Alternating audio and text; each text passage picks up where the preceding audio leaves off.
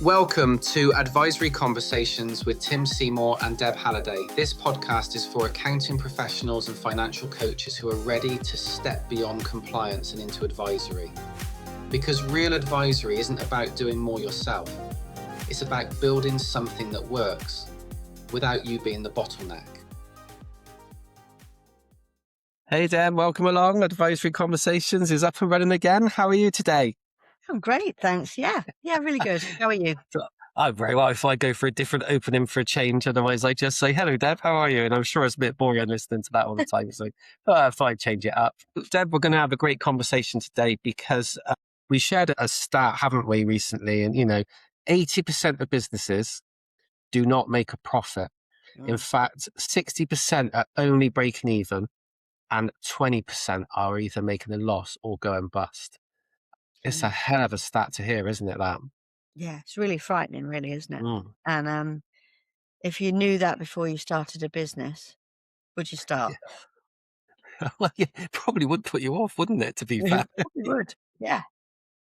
Yeah. So it begs the question that if only 20% are making a profit, and I know we could break that down further, 1% is the super successful elite, the Elon Musks of the world, that kind of thing, which is, they're obviously unique. And the next 4% is super successful.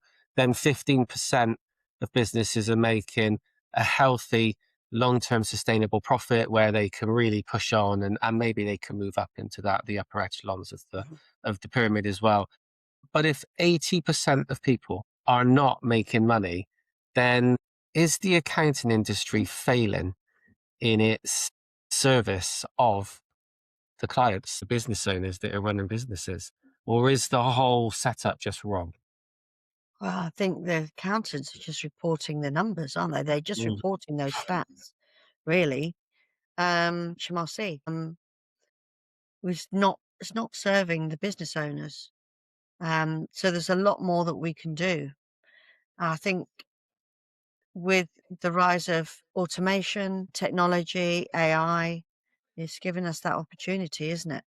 To move the break even. Well, the people that are going bust, going broke, move them into the break even, and then up into the doing great. That's what we should be focusing on. Yeah. And I'm sure, since we're being paid by the business owners and they're our customers, they're our clients, I'm sure that they would welcome that level of support. Because really, who does just reporting the numbers serve? Yeah, it's just HMRC, really. Mm. It's an interesting concept.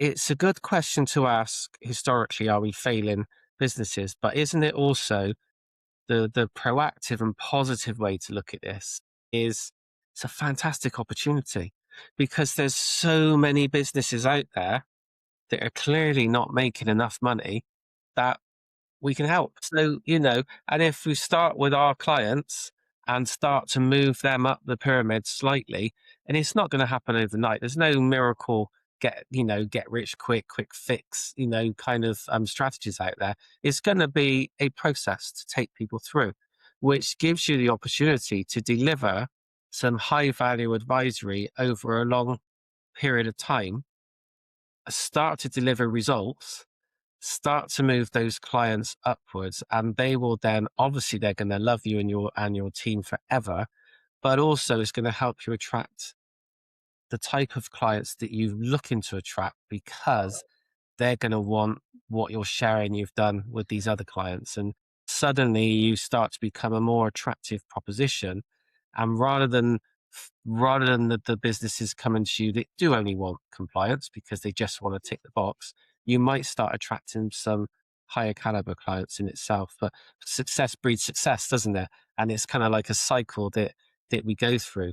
But interestingly enough, if we take a step back from that, it's interesting to think about this as a perspective through the eyes of a business owner rather than an accountant. So if we kind of take off our shoes and put on their shoes and their glasses and maybe look at it from the point of view of what do they want? How does it work for a business owner? What happens when they start their business? Yeah. So I thought about this when I ran the accounts ladies, and I used to explain this on discovery calls with clients. A business owner generally starts a business and designs the services, builds a website, does all the branding, and finds clients and starts to sell. And it's only a short while after that they realize that they need an accountant because they need to submit a tax return. So the accountant is really, very rarely, it starts from the beginning of the client's business journey. They're almost like an afterthought. So the business owner will ask relatives and colleagues, who do you use? Who's your accountant? And then out of the choices that they're given by friends, colleagues, family, they'll choose the cheapest generally because resources are short and or scarce because they're at the beginning of their journey. And really, all they think they need is their tax return being submitted. So they go through that early stage and then they move to thinking, actually, I need to know how much I need to save for my tax. And am I paying myself? How much can I take out of the business? My price is right. And am I running a good business model? And they think that their accountant should be answering these questions. But what they don't realize is because they've chosen the cheapest tax return, like any business, the cheaper you sell, the more you have to sell to hit a certain income level and profitability. So by choosing the cheapest, they've chosen somebody that is just literally churning out tax returns because they're doing it for the rock bottom price. And by the time they've nearly finished the first, one tax return, they're already thinking about how they can fit in another because they've got to churn these out to be able to start bringing in some money. So a lot of time the business owner doesn't recognize that and they start thinking that the accountant that they've chosen is rubbish because they're not getting the support and they're not getting the questions answered that they really need. So they start, this frustration sets in. They usually live with it for a little while and then there's a turning point and then they'll look for another accountant that will give them the support. And that's when a lot of accountants start to lose the business because they're only dealing with the tax returns and they haven't catered for the clients that actually need the support. So, I mean, from there, they have the business support, or they might even have chosen a business coach. But then they also, if they get big enough, they want advisory team. Because if you think about it, the larger businesses, all large businesses have an in-house accounts department. Yeah. And yes, they submit the VAT returns and the payroll details to HMRC. But a core function of that department is to make sure that the business is running a healthy profit and set budgets for various different departments. And they've got all sorts of roles within there. Might have a management accountant, might have a financial controller, and they might have somebody in charge of budgets. They've got in-house accountants, in-house bookkeepers, and that's generally what business owners need when they get to a certain level. So yeah, and obviously, ultimately, if they do get to the final stage, which not all businesses do, not all businesses want to, they take it in-house and they have their own in-house team. But yeah, that's what been looking at is the business owner journey from their side. What do they need from the accountant? And then the question is asked, well, what kind of accountant are we? Which stage of business are we supporting for the clients? So does that answer your question, Tim? That was a long Yeah, model. very, very much so. Yes, it does, and more, in fact. And it's really interesting to try and look at what our clients want from their perspective, because do our clients know what we can offer them? Are they aware of all the things we can do for them? Because you mentioned some people go to business coaches. Well, why do they do that when they can get everything they need from their accountants or bookkeepers? Yeah. A lot of the time it's because they don't know.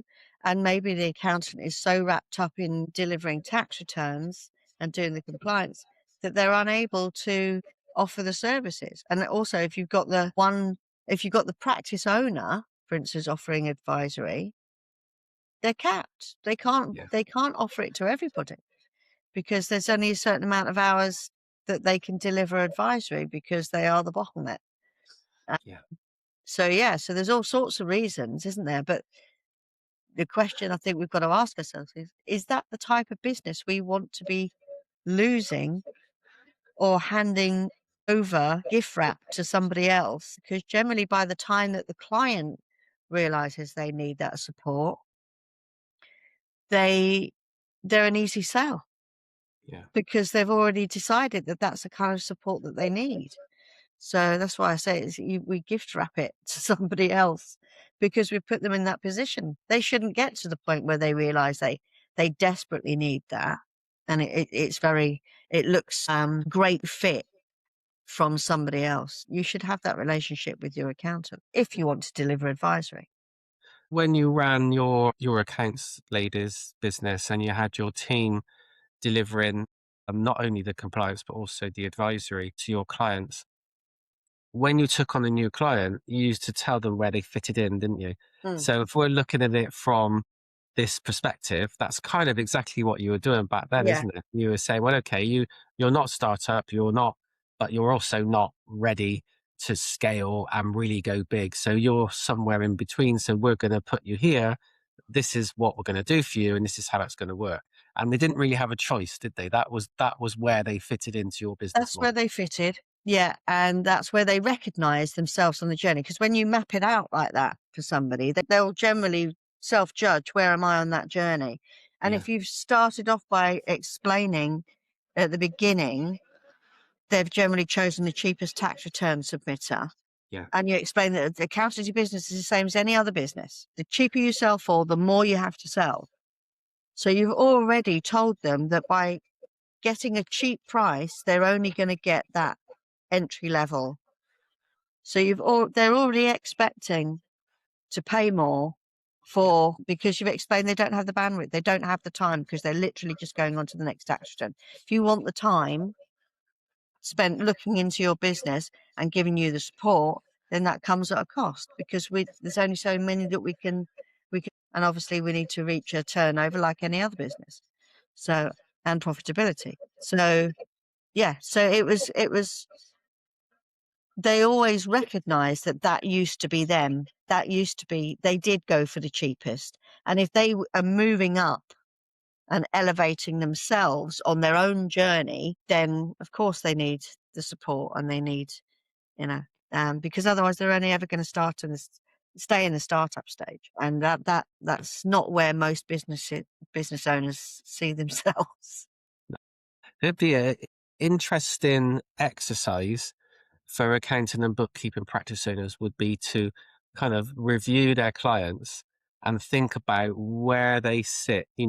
Are they at the startup stage? And so therefore they're looking for minimal costs, keeping the costs low and just looking for the statutory compliance, and that's all they want. Are they at the point where they've started to grow and now they're getting a little bit frustrated because they want a bit more? So they're starting to ask questions, but you're finding it frustrating as well because you don't really have time to answer those questions. They're not really paying you enough. So those kind of small feelings of resentment kick in sometimes because you don't feel this is right. You need to have a conversation with them to bring them in, to understand what you can do for them, but where that sits within your offering, because otherwise they're going to hit that turning point and they're going to say, well, okay, I've gone through frustration.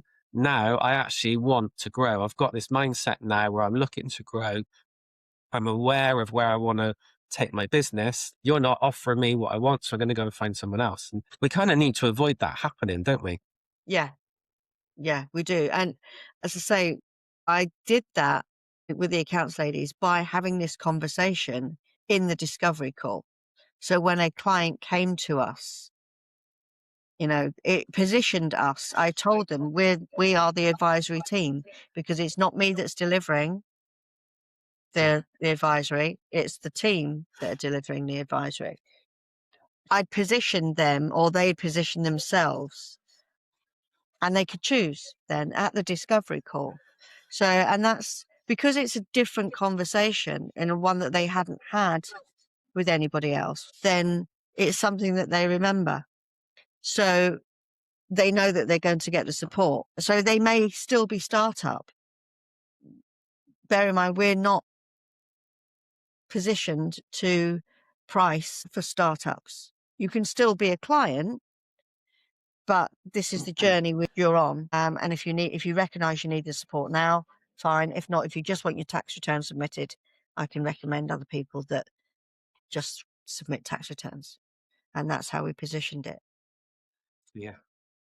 So yeah, I mean, it was a bit of a filter system, really, but you're already making them think about longer term. What do they need? And yeah, I mean, some of them they didn't have the funds, but they could always come back when they did. When they were at that stage. Yeah. You always leave the door open. But yeah. So interesting conversation, but it also helps that kind of conversation. They already, when they acknowledge that they need the support, and they say, yes, we want that support, then you're into the conversation of, well, what are your goals? What do you think you need support for? Where are you taking your business? And that opens up. Yeah. It's not, how many employees have you got? How many transactions have you got? That will come. We can do that in the onboarding, but this is the package that you're on, because we based it on turnover, and whether they were under the VAT threshold or over the VAT threshold, depending on, that's how we positioned it. It's really interesting, isn't it? And then, of course, as the client then does grow with the business, they need a higher level of support, and that level of support is very difficult to provide solo. So if you're, okay, I mean, yeah, okay, for certain people, charging high fees and just one person doing it, yes, it is workable, but only while you're available. What happens when you go on holiday? What happens if you're unwell? Then what do your clients do? Where do they get that support from? So as these clients are growing, to have support from more than one person is kind of crucial to their success and for their continued evolution of their business journey, but also for the accounting practices evolution of their business journey, because it cannot rely on one person. And it's the one thing that we keep seeing time after time after time as an issue, having had all this experience of helping people move into the space of advisory, becoming the trusted advisor, as we like to call it, but then suddenly hitting this ceiling because you've hit that bottleneck, as you mentioned earlier, you've hit that ceiling. You've only got so much time, and you're basically back trading time for hours. Yeah. However you price your advisory, you can only do so much, and you can only do it for a certain amount of time. So having the team involved and having the team deliver advisory and having a group of people pull their resources together, use all of their expertise that they've got, use all their knowledge, and bringing it all into one pool of information to then share with a client is so powerful. And it just multiplies the outcomes that the clients are going to get, and it multiplies how long is that client going to stay with you if they're getting that level of support, Yeah, and not only that, it elevates your team. So your team are doing more interesting work. They're developing, they're learning from each other, they're collaborating, so they have a closer connection with their own team members. They have common interest because they all instrumental in the success of their clients' businesses. So you retain your best team members for longer as well. They don't jump ship looking for a better opportunity because they're fed up of doing VAT returns. You're actually feeding their growth, their ambitions, their goals, and you can see them get excited about clients' businesses, and it creates a really nice atmosphere within client and team dynamics, especially when we had team members that would be on calls with clients, and when they came on the team call, they would say, well, his shoulders used to be up here, or he used to be really a bit snippy or a bit, sharp. But as he's seen the progress and his stress levels have gone down, his shoulders have gone down, and he's calmer and he's more, what's the word? When you trust is not the right word, but they're happy to depend on you Yeah. is what they are, because you've given them results, you've sent them in the right direction and you've helped them out. So yeah, so it's a win-win all round. Yeah.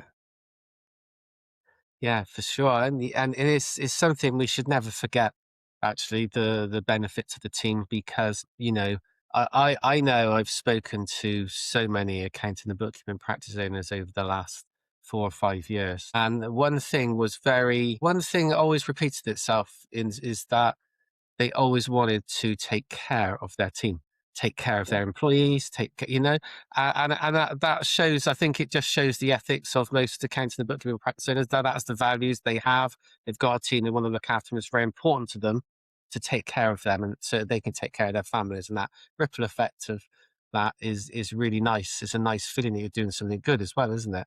So I think that's a really important aspect of the advisory team scenario. Is like you say, you're providing a long-term sustainable career path for your team to be able to step into and to be able to continually develop. Because as we know, Deb, when you continue to have conversations with people, when you continue to work with people in their business, you're learning as much by helping and guiding people and mentoring people. You're still learning. It has an actual positive effect on what you do and how you talk to people and how you talk to the next person that has a similar problem, and how you can solve that problem quicker because you've dealt with that problem before. So it has this positive effect all round. So if you can spread that down to your team, then why not? Why wouldn't you want to do that? And why wouldn't you want to give your clients the best opportunity to achieve the best outcomes from having a pool of resources put together than just having to rely on one person who, if that one person was unwell, for which we don't want to happen, but it does happen, and then they're out of the business for a period of time, what happens then? Yeah. Everything comes to a standstill. The clients will move elsewhere because they have sympathy, but they'll only wait for so long. Let's be Yeah. honest about it. Business is brutal sometimes, isn't it? Indeed. Yeah. I always say, what would Michael E. Gerber say? I mean, his book, Yeah, E-Myth, came out in the 1980s. yeah, And that was all about the business owner does not do the delivery. It's having a team.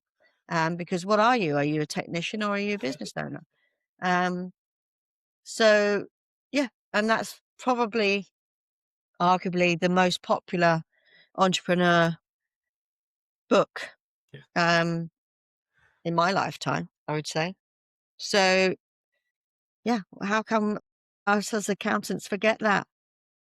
yeah, And we carry on delivering. yeah. Well, I think people get stuck in the day to day, stuck Mm, in the doing, stuck in the day to day. But this is what I've always done. But this is how I do it.